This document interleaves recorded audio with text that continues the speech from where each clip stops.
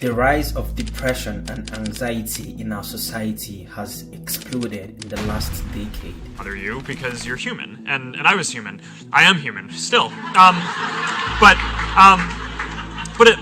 I was just referring to myself in the past. Not that I was not human. For the first time, a new warning about something else: social media and what it means for kids' mental health. Why now for this advisory? We're issuing this advisory to sound the alarm. Surgeon General Vivek Murthy says there's not enough evidence to show social media platforms are safe enough for kids and teens. We see rates of depression and anxiety and suicide and loneliness going up among young people. And I'm concerned that social media is an important driver of that youth mental health crisis.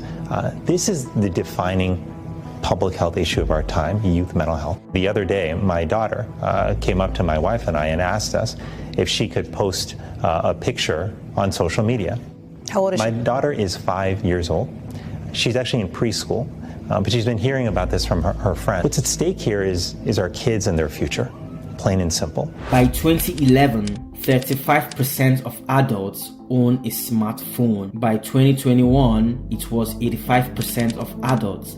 Research shows 95% of teens are on social media. More than a third say they're on constantly. And teens spend an average of 3.5 hours each day on these kinds of apps, something research shows can double the risk of experiencing symptoms of depression and anxiety. Kids are constantly being exposed to explicit content, which ends up ruining their lives in the long run. All of the big platforms require users to be at least 13 years old to create accounts, but nearly 40% of kids ages 8 to 12 say they've used social media too. Social media has rewired the brains of countless of souls. It has gradually and progressively turned souls away from the truth of God to the truth of the world, which is run by Satan. Social media is a system, or should I say, a different world filled with people with insecurities trying to portray their affluence or their nudity in order for gullible people to see them in a different light. Social media has led to the countless numbers of depression and anxiety that has overrun our society today. Are constantly exposed to other users' fake lives on social media, thereby causing them to think they have a miserable life. This ends up leading people to be jealous, hateful, or even to the extreme of being suicidal. This has put so much pressure on the growing society today and has led souls to go to extreme means in order to live the kind of lifestyles they see on social media.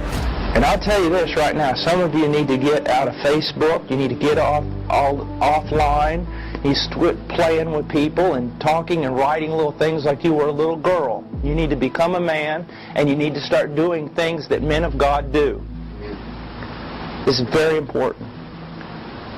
Don't, now take your life and compare it to two young men who sell themselves into slavery and then cry out to their weeping family, shall not the Lamb have the full reward of his suffering? Countless of souls are being deceived and manipulated by the algorithms on these platforms, thereby turning them into zombies without them even knowing. Dear beloved, do not underestimate the power of deception. Is there a principal reason why I should delete my social media? And if so, what is it? There are two. One of them is for your own good, and the other is for society's good. For your own good, it's because you're being subtly manipulated by algorithms that are watching everything you do constantly, and then sending you changes in your media feed and your diet that are calculated to adjust you slightly to the liking of some unseen advertiser. And so if you get off that, you can have a chance to experience a clearer view of yourself and your life. But then the reason for society might be even more important. Society has been gradually darkened by this scheme in which everyone is under surveillance all the time, and everyone is under this mild version of behavior modification all the time. It's made people jittery and cranky. It's made teens especially depressed, which can be quite severe, but it's made our politics kind of unreal and strange, where we're not sure if elections are real anymore. Time after time, horrifying and disturbing news is being pushed out to the user on social media, which ends up changing the state of the user to a sad, miserable, and a depressive state. More harrowing stories of how people were killed in the Hamas attacks are still emerging. One teenager who had just celebrated her 18th birthday died after being shot while sheltering in the safe room of her home in Nahal Oz, which is close to the Gaza border. What came down? What came down? We crashed. The other trade center's down. It's down. It's down.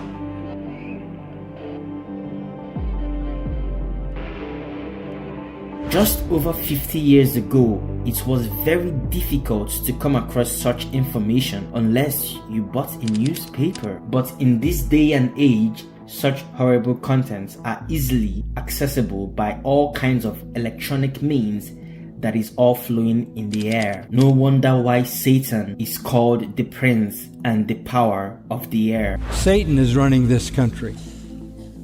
The devil is running this country. And he runs every other country and every other nation and every other kingdom in the world. He is the ruler of this world. Back in Ephesians 2, he is called in verse 2, the prince of the power of the air, who works in the sons of disobedience. Notice that. He works in the sons of disobedience. Social media addiction changes our brain because the addiction is just like taking hard drugs. People have become slaves to their own social media. For our Lord Jesus tells us in Luke's account, things that people love the most is detestable in the sight of God. You have the founders of the great Silicon Valley spying empires like Facebook have publicly declared that they intentionally included addictive schemes in their designs. Now, we have to say, this is what I would call almost a stealthy addiction. It's a statistical addiction. What it says is, we will get the broad population to use the services a lot. We'll get them hooked through a scheme of rewards and punishment. And the rewards are when you're retweeted. The punishment is when you're treated badly by others online. And then within that, we'll very gradually start to leverage that to change them. So it's this very kind of stealthy manipulation of the population. So it's not as dramatic as a heroin addict or a gambling addict, but it is the same principle. Here are the early Facebook leaders and developers, Sean Parker and Chamath Palihapitiya, openly tell us how destructive and evil social media is in our world today. If the thought process that went into building these applications, Facebook being the first of them to really understand it, that thought process was all about how do we consume as much of your time and conscious attention as possible. And that means that we need to sort of give you a little dopamine hit every once in a while because someone liked or commented on a photo or a post or whatever. And that's going to get you to contribute more content, and that's going to get you, more likes and comments. I mean, it's a social validation feedback loop that it's like it's exactly the kind of thing that a hacker like myself would come up with, because you're exploiting a vulnerability in human psychology. And I think that the inventors, creators, and it's me, it's Mark, it's the Kevin Systerman, Instagram, it's all of these people, understood this consciously, and we did it anyway. So we want to psychologically figure out how to manipulate you as fast as possible and then give you back that dopamine hit. We did that brilliantly at Facebook. Instagram has done it, WhatsApp has done it, Snapchat has done it, Twitter has done it. So there are great examples. WeChat is doing it. There are great examples of failing fast is the right path to exploiting psychology of mass populations of people. I think we all knew in the back of our minds, even though we feigned this whole line of like, there probably aren't any really bad unintended consequences, I think in the back, deep recesses of our minds, we kind of knew something bad could happen.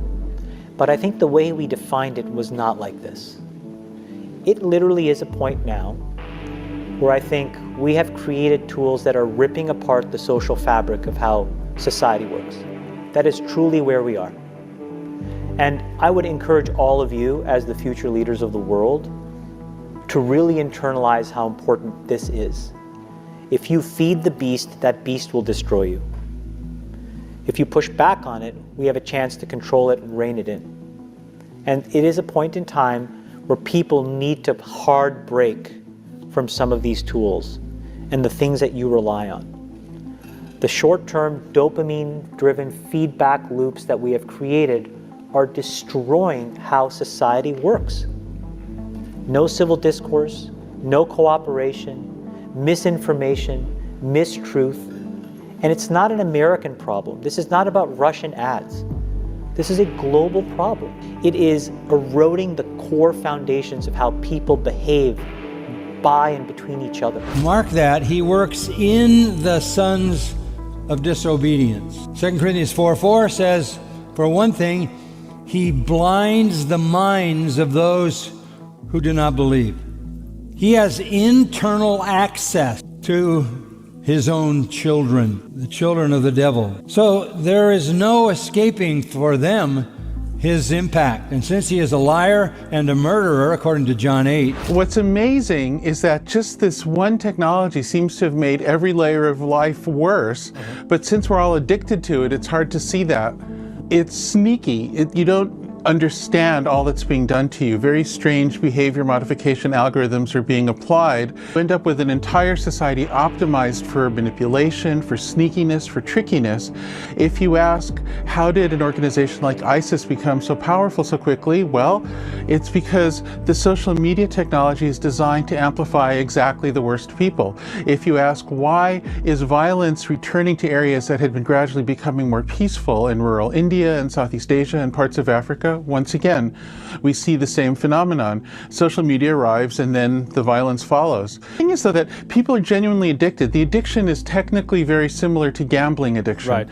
When somebody becomes addicted to gambling, they don't want to believe it. They think they're in control, but they're not. And so since everybody's addicted to this stuff, when you talk to them about it, it's very hard for them to understand because they're addicted. It's essentially a form of being hypnotized. 1 John 5:19, the whole world lies in the power of the evil one.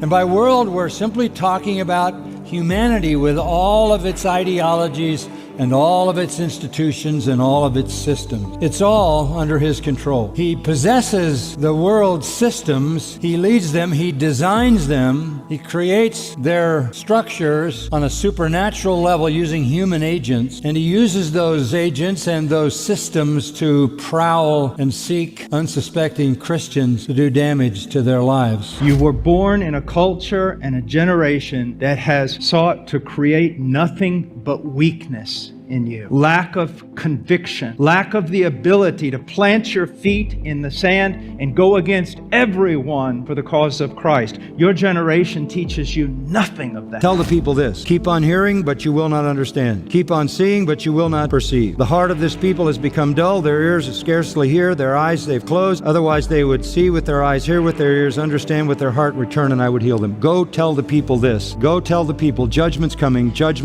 and listen, they will not understand. Dear beloved, in as much as using social media is not a sin, but the activities you indulge with it could lead you to sin against a holy God, let us be wise and discerning. For Paul says in 1 Corinthians, I have the right to do anything you say, but not everything is beneficial and not everything is edifying.